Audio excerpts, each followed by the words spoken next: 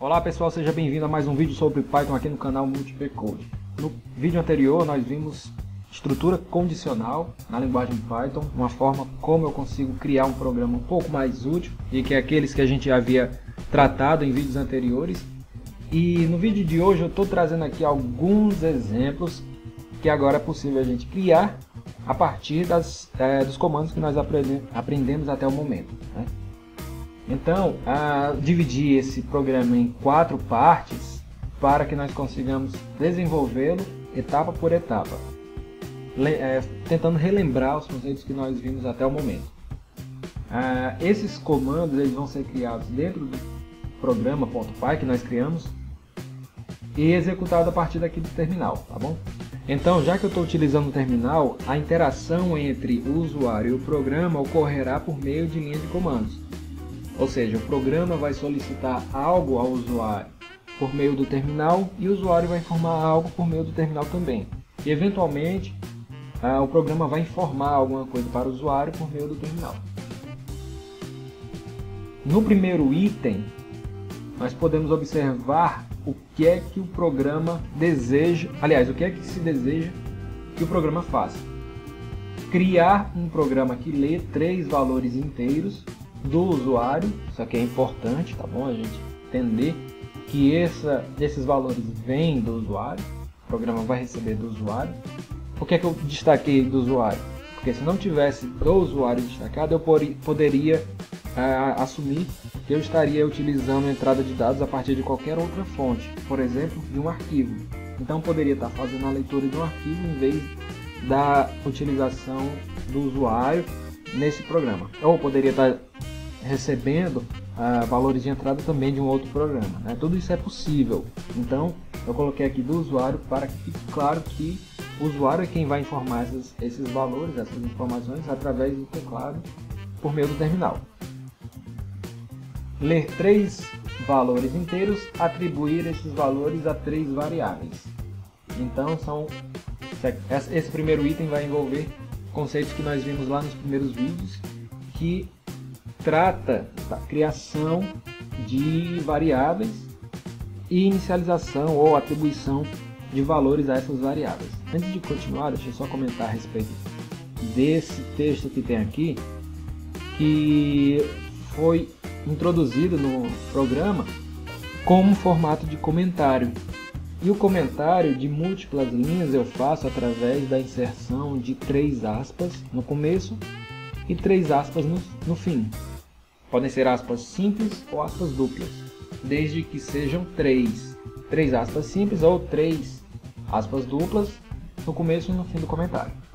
Então tudo que tiver entre esse par de aspas, par de 3 aspas, né, vai ser interpretado pelo Python como comentário. Então tudo que tiver aqui não vai ter influência no programa.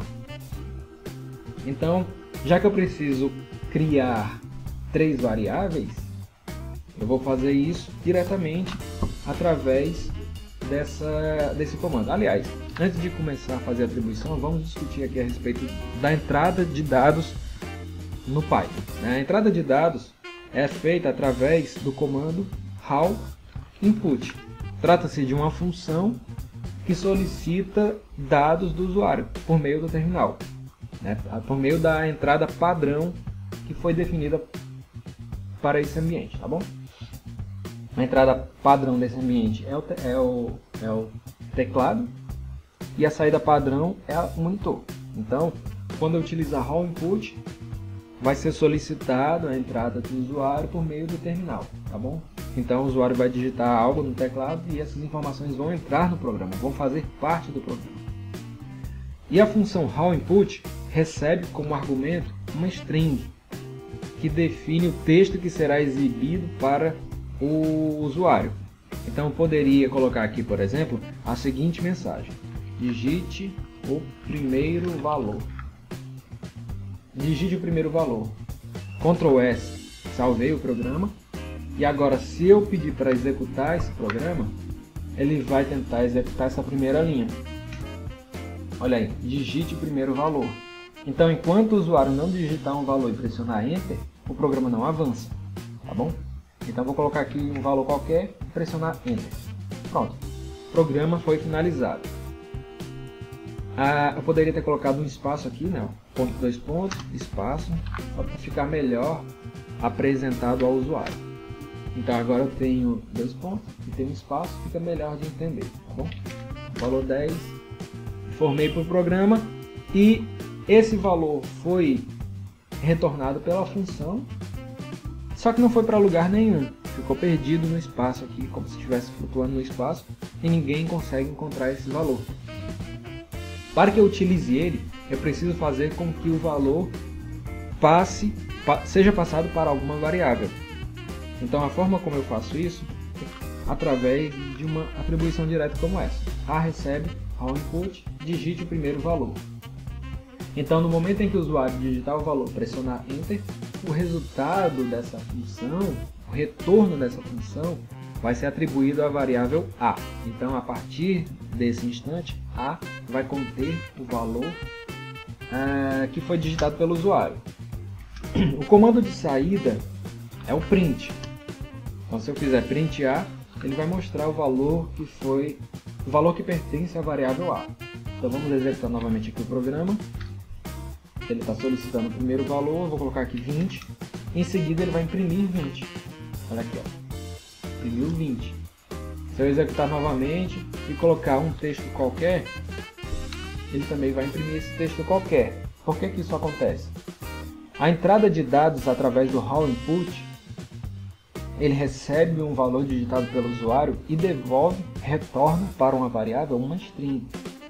Não quer dizer que esses valores que foram retornados sejam realmente números. São números, só que em formato de string. Para provar isso, eu vou imprimir o resultado dessa função aqui. Type A. E vou executar. E a gente vai ver que quando eu digito um texto, ele mostra que o tipo dessa variável é string. Se eu executar novamente e informar um número, ele vai mostrar novamente que é uma string. Porque toda a entrada de dados do usuário é entregue a alguma variável em formato de string. Para utilizar como número, eu preciso converter essa string para um número. Então, para converter uma string para número, eu preciso utilizar uma função para o tipo que eu quero que seja convertido. Se eu quiser que seja convertido para inteiro, eu vou utilizar o int e entre parênteses informo a string que será recebida. No caso aqui é a string A. Nesse caso eu preciso garantir que todos os valores fornecidos na entrada sejam numéricos. Eu vou assumir que o usuário não vai estar digitando um texto qualquer, porque senão isso aqui vai dar um problema. E tratamento desse tipo de problema a gente só vai ver lá na frente, em tratamento de exceção. A função int recebe uma string e devolve um valor inteiro caso essa string seja um valor inteiro, tá bom? Então eu posso fazer uma atribuição B recebe int A. Então se eu mandar imprimir o tipo de B, ele vai mostrar o tipo, e se eu mandar exibir B, ele vai mostrar o valor de B. Vamos compilar novamente, vamos executar novamente. Digite o primeiro valor, vou colocar aqui 50. Então agora ele mostrou aqui que o tipo da variável B é int e o valor da variável B 50, tá bom? Eu atribuí o retorno dessa função para B, mas eu poderia estar atribuindo para A também, já que Python permite a troca de tipo de uma variável de forma dinâmica. Então isso aqui é perfeitamente possível. A recebe int A era string, a partir dessa linha passa a ser um inteiro. Então a partir desse momento eu consigo trabalhar com a variável A como um formato inteiro e posso fazer qualquer tipo de operação que eu precisar. Pois bem, continuando aqui o primeiro item solicitou, vou fazer novamente a leitura de outras variáveis. Agora eu vou selecionar aqui, copiar, colar duas vezes, porque eu vou ter três operações idênticas em que eu só vou modificar a variável. Então agora aqui eu vou colocar B recebe raw input, B recebe int B. E aqui no lugar de primeiro eu vou colocar segundo. Aqui eu vou colocar C e aqui terceiro. Salvei. O que a primeira questão pede? Criar um programa que lê 3 valores inteiros do usuário, atribuindo-os a 3 variáveis. Se eu pedir para executar, ele vai pedir o primeiro valor, vou colocar 10, segundo valor 20, terceiro valor 30 e foi finalizado o programa. Eu não exibi quais são os valores das variáveis, porque o programa não está pedindo isso. Ele só está pedindo para que sejam criadas 3 variáveis e associado a essas variáveis 3 valores fornecidos pelo usuário. Então, questão 1 foi finalizada. Em seguida, no item 2, mostre qual o menor valor informado. Para saber qual o menor, qual o maior valor informado, agora eu preciso fazer uma análise dos dados que foram fornecidos. Então a análise que eu vou fazer é através de instruções condicionais que nós vimos no vídeo anterior. É o famoso se não. Então nós vamos utilizar essa estrutura para tentar fazer com que o valor, aliás, o menor valor seja exibido. Então, só para a gente lembrar, a construção de um if é através de um se, de um condicional, é através do comando if, condição, 2 pontos. Em seguida, inicia-se o bloco que vai ser executado de acordo com essa condição. E qual é a condição que eu quero? Eu quero exibir o menor valor de acordo com os valores fornecidos pelo usuário. Então eu preciso fazer uma verificação entre A, B e C e decidir qual que é o menor valor para a partir de então mostrá-lo na saída do programa. Então eu posso fazer o seguinte teste. Se A é menor do que B e B é menor do que C, exiba a seguinte mensagem: o menor valor é %d. Em seguida eu coloco o sinal de porcentagem aqui e a variável que eu quero que venha para o lugar de %d, que é A. Nesse caso, como eu estou fazendo uma comparação de menor que, eu vou assumir que todos os valores precisam ser diferentes. Se eu quiser que entre um valor e outro eu possa ter valores iguais, então essa condição precisa utilizar o símbolo de menor ou igual, e não apenas menor que. Então, se A for menor ou igual a B, ou se B for menor ou igual a C, então ele vai exibir um menor valor que vai ser representado pela variável A. Se isso não acontecer, o que eu faço? Eu posso criar um novo bloco aqui e dentro desse novo bloco fazer novas condições. Se esse primeiro caso não for verdade, eu posso perguntar se alguma outra coisa for verdade, execute alguma outra coisa. Então, observe o seguinte: essa condição só vai ser verdadeira se A for menor ou igual a B e se B for menor ou igual a C. Se C for menor ou igual a B, essa instrução não será executada. Então preciso avaliar essa nova condição também.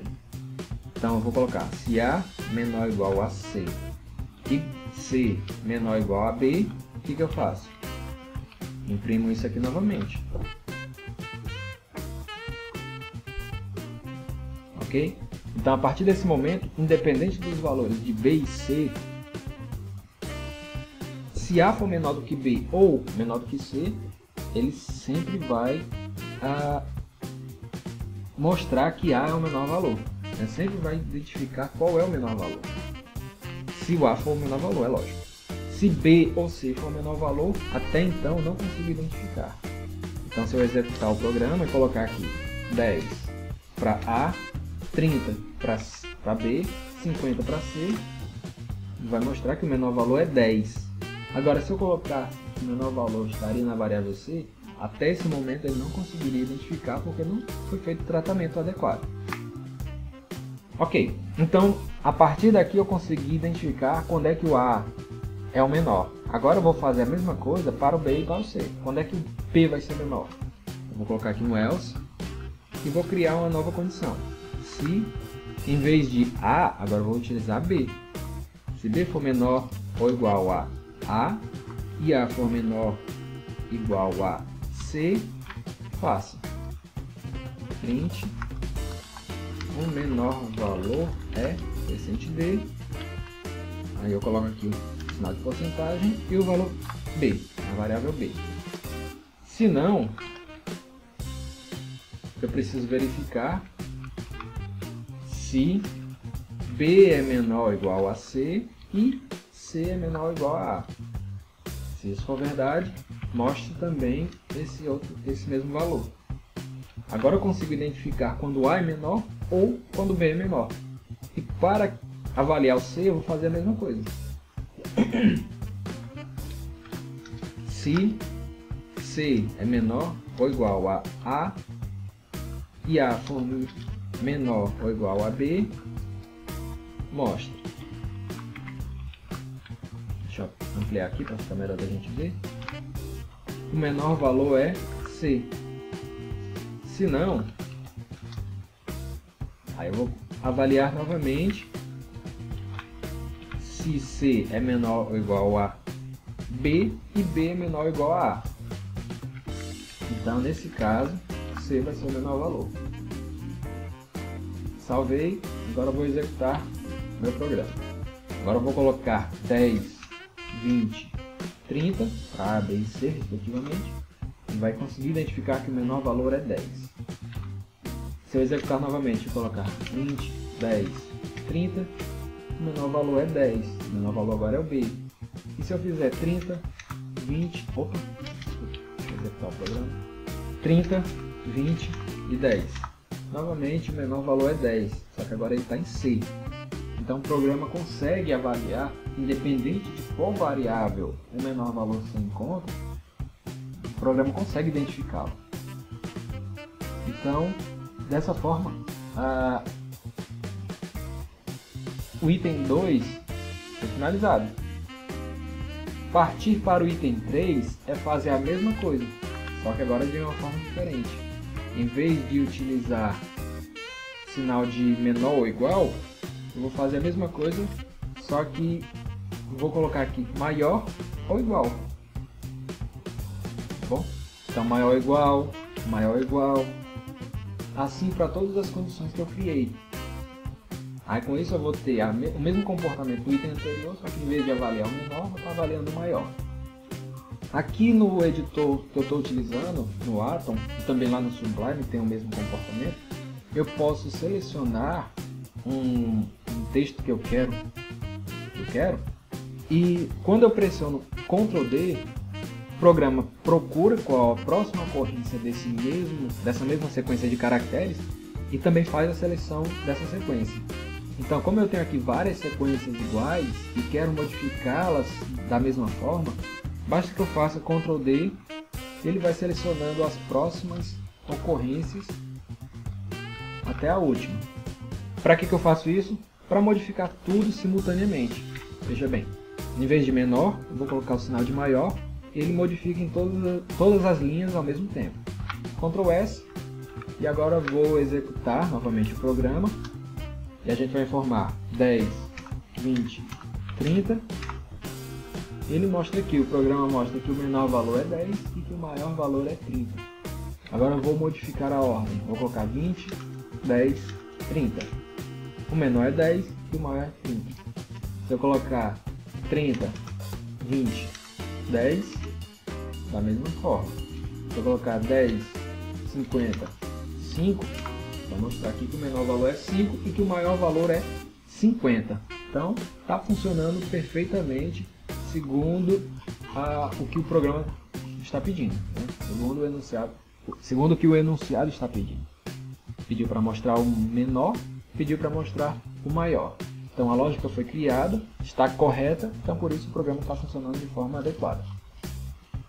E o último item pede para calcular a média aritmética simples dos valores informados.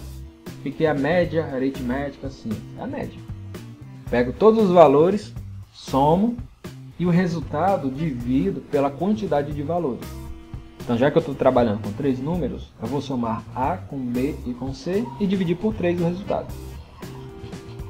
Então, vamos aqui para a linha mais abaixo e fazer aqui a operação de média, que é A mais B mais C. E o resultado dividir por 3. Mas veja o seguinte, existem operadores que possuem a prioridade em relação a outros.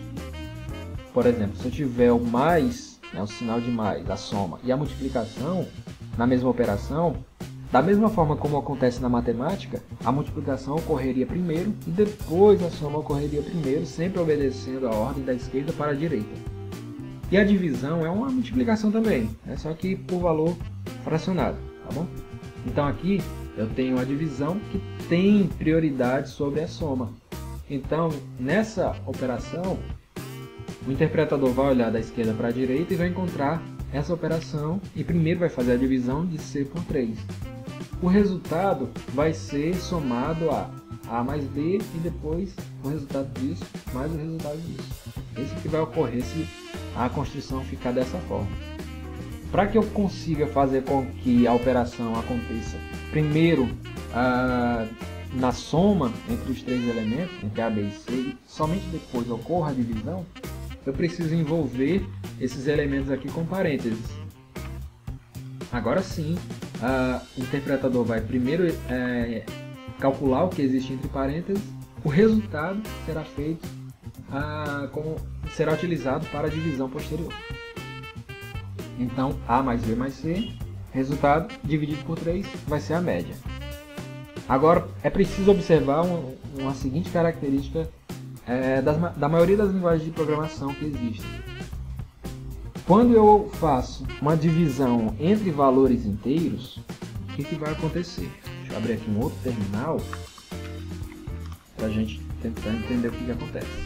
Abrir aqui o interpretador do Python. E quando eu faço 3 dividido por 2, a gente sabe que não é um número inteiro, é um número real. Mas quando eu faço essa divisão, o resultado da operação vai ser um valor inteiro. Já que o domínio do primeiro valor é inteiro, o domínio do segundo valor é inteiro, todos os domínios são inteiros, então é interessante que o resultado seja inteiro também. O interpretador tem esse comportamento, a linguagem possui esse comportamento, e se a gente quiser que o resultado seja dado como valor real, é preciso prever isso antes e tratar de forma correta os valores que vão ser utilizados. Para que o resultado seja real, não basta que eu faça uma conversão em cima do resultado. O que seria a conversão em cima do resultado? Float 3 dividido por 2. Nesse caso aqui, também ele vai transformar em número real, só que o resultado. Não é isso que eu quero. Eu não quero que o resultado seja transformado em real. Porque o resultado de 3 dividido por 2 é 1. Transformar 1 em real é colocar o ponto 0 na frente dele. Não é isso que eu quero.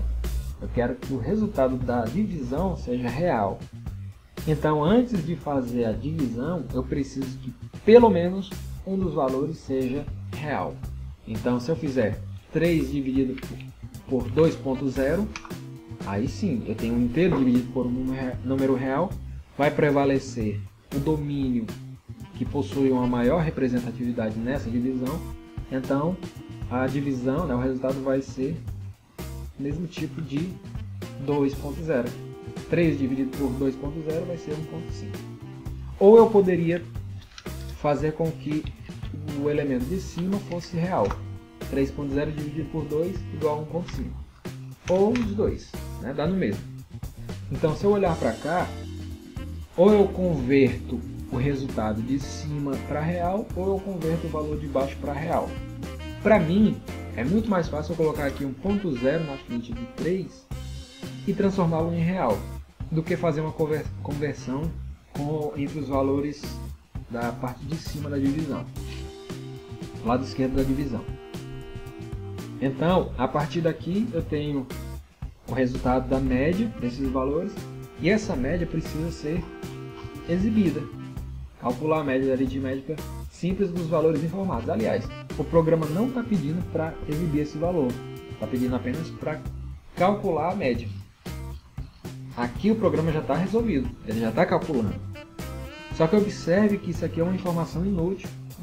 Calcular a média não significa nada se eu não fizer o uso dessa média. Então, se eu quiser utilizar o resultado da média, eu preciso fazer a atribuição em uma variável. O programa não está pedindo, mas eu estou transformando o que o programa pediu em algo mais útil, tá bom?